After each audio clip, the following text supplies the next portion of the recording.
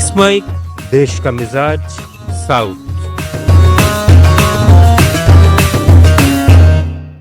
Let's mic देश का मिजाज और खबरें दक्षिण भारत से।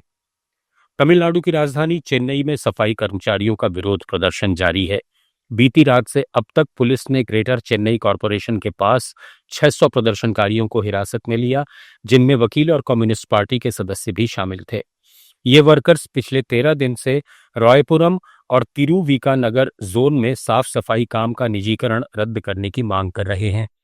पुलिस 400 जवानों के साथ 15 बसों में प्रदर्शनकारियों को भरकर नजदीक के निजी मैरिज हॉल में ले गई।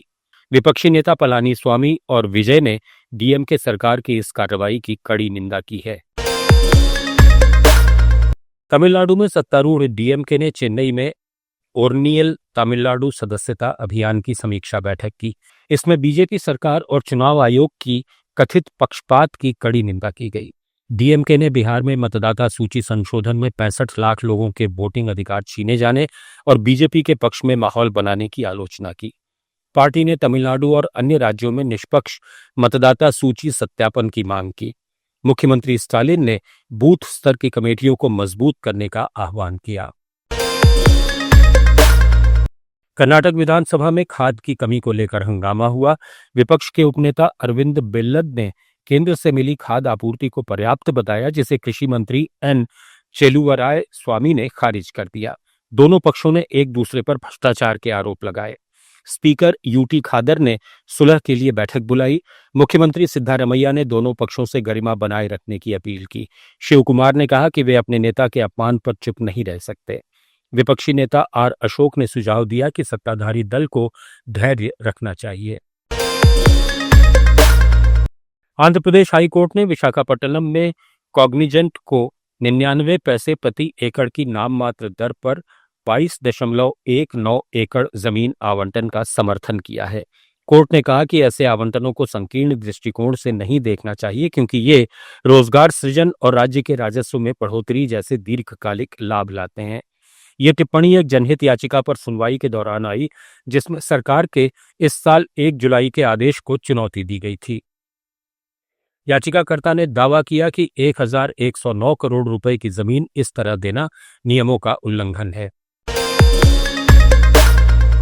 आंध्र प्रदेश में अमरावती के थुल्लूर में हिंदूपुर विधायक और बसवतरकम इंडो अमेरिकन कैंसर अस्पताल के चेयरमैन नंदमुरी बालाकृष्ण ने कैंसर केयर कैंपस की आधारशिला रखी।